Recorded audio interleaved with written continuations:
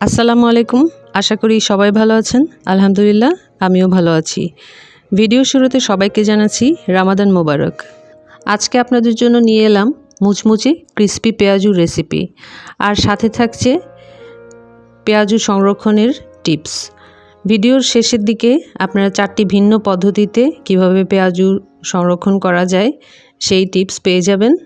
আশা করি ভিডিওটি আপনারা প্রথম থেকে শেষ পর্যন্ত দেখবেন, আর ভালো লাগলে অবশ্যই আমার চ্যানেলটি সাবস্ক্রাইব করবেন আর ভিডিওটিতে লাইক কমেন্ট শেয়ার করবেন। চলুন তাহলে দেরি না করে শুরু করি। আমি এখানে নিয়েছি মিক্সড ডাল। পেঁয়াজুর জন্য আমি এই ডালটাই ইউজ করি। এখানে 5 থেকে 6 রকমের ডাল আছে। এটা প্যাকেট পাওয়া যায়, এটা আমি স্বপ্ন থেকেই কিনেছি। আমি এখানে 1 কেজির একটা প্যাকেট নিয়েছি, কাপের মাপে 5 কাপ হবে। আপনারা আপনাদের পছন্দ মতো যে কোনো ডাল দিয়ে পেঁয়াজুটা করতে পারবেন। ডালটাকে আমি পর্যাপ্ত পরিমাণে পানি দিয়ে ভিজিয়ে রেখেছি।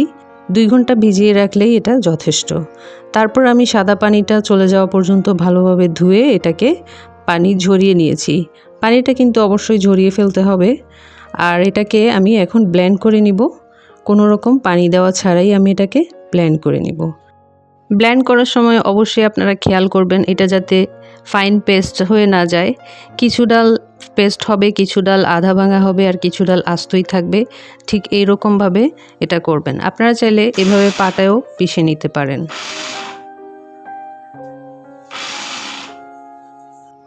দেখে নিশ্চয়ই বুঝতে পারছেন যে ডালটা মোটেও কিন্তু পেস্ট হয়ে যায়নি। ডালটা পেস্ট করলে কিন্তু পেঁয়াজু কোনোভাবেই ক্রিস্পি হবে না। আমার এখানে 7 কাপ ডাল বাটা হয়েছে। আমি এর সাথে দিয়ে দিচ্ছি তার অর্ধেক পেঁয়াজ কুচি, মানে 3.5 কাপ পেঁয়াজ কুচি। পেঁয়াজটাকে আমি আগে ডাল বাটার সাথে মিক্স করে নিচ্ছি। তারপর দিয়ে দিচ্ছি 2 টিস্পুন রসুন বাটা, 2 টিস্পুন আদা বাটা। পেঁয়াজুতে আদা রসুনের স্মেলটা আমার খুব একটা পছন্দ না, সেজন্য আমি অল্প অল্প করে দিয়েছি। আপনারা যদি খেতে পারেন আপনারা একটু বেশিও দিতে পারেন, তবে আদা রসুনটা আপনারা স্কিপ করবেন না। আদা রসুন আপনার হজমে সহায়ক হবে, আর যেহেতু পেঁয়াজু ডাল দিয়ে তৈরি আদা রসুনটা এখানে খুবই জরুরি। তারপর দিয়ে দিচ্ছি আমি 1 কাপ কাঁচামরিচ কুচি।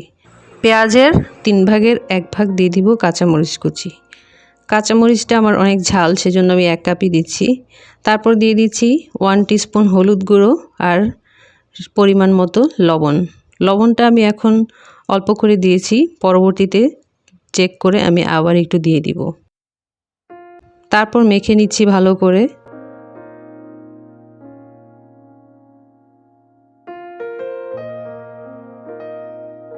আমার মেখে নেওয়া মোটামুটি হয়ে গেছে। আমি এখন চেক করে আবার একটু লবণ দিয়ে দিলাম। লবণটাকে আবার মাখিয়ে নিচ্ছি। আমার মাখানো শেষ। এখন আমি পেঁয়াজু ভাজতে চলে যাচ্ছি। প্যানে পর্যাপ্ত পরিমাণে তেল দিয়ে দিচ্ছি।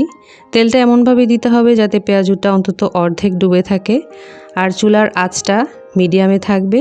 আর তেলটাকে বেশ ভালোভাবে গরম করে তারপরে ডালটা দিতে হবে। পেঁয়াজুর শেপটা একটু চ্যাপ্টা চ্যাপ্টা হলে পেঁয়াজুটা ভালো ক্রিস্পি হয়।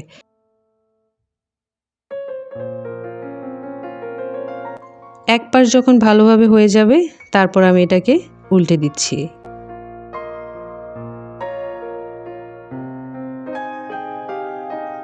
তারপর যখন দ্বিতীয় পাশটাও হয়ে যাবে তখন তেলের মধ্যে কিছুক্ষণ এভাবে নেড়ে চেড়ে তারপর তুলে নিব। কিছুক্ষণ এভাবে নাড়লে ওপরে ভালো একটা ক্রিস্পি কোটিং তৈরি হয়। দেখতেই পাচ্ছেন আমার পেঁয়াজুটা দেখেই বোঝা যাচ্ছে অনেকটা ক্রিস্পি। আমার এই পেঁয়াজুটা কিন্তু 2-3 ঘন্টাও ক্রিস্পি থাকে, নরম হয়ে যায় না। অনেকে পেঁয়াজু ক্রিস্পি করার জন্য চালের গুঁড়ি ইউজ করেন, আমি সেটা করছি না। তারপর আমি চলে যাচ্ছি পেঁয়াজু সংরক্ষণ পদ্ধতিতে। 1 নম্বর পদ্ধতি দেখাচ্ছি। এখানে ডাল বাটাটা কোনো মশলা মিক্স করার আগেই ছোট ছোট বক্সে আমি নিয়ে নিচ্ছি। এটাকে আপনারা ফ্রিজে রেখে সংরক্ষণ করতে পারবেন। যখন আপনারা পেঁয়াজু বানাবেন তার কিছুক্ষণ আগে বের করে ডাল বাটাটার সাথে সব মশলা মিক্স করে তারপর আপনারা পেঁয়াজু বানাতে পারবেন। এভাবে বানালে আপনারা পেঁয়াজুর সবচেয়ে ফ্রেশ টেস্টটা পাবেন। তারপর চলে যাচ্ছি আমি দ্বিতীয় পদ্ধতিতে। এখানে সব মশলা মিক্স করার পর তারপর আমি ছোট ছোট বক্সে নিয়ে নিচ্ছি। এটা হচ্ছে আরও একটা পদ্ধতি। এভাবে করলে আপনারা একটু আগে বের করে রেখে ভাজতে পারবেন। তারপর নিয়ে নিচ্ছি একটা প্লেটে পেঁয়াজু শেপ দিয়ে কিছু পেঁয়াজু। এটাকে আমি ডিপ ফ্রিজে রেখে দিব।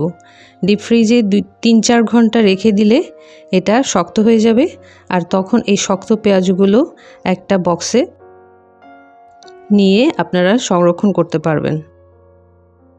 আপনারা চাইলে আরও বেশি করে বানিয়ে একটা বড় বক্সেও রেখে দিতে পারেন, যেহেতু শক্ত হয়ে যাবে গায়ে গায়ে লেগে যাবে না।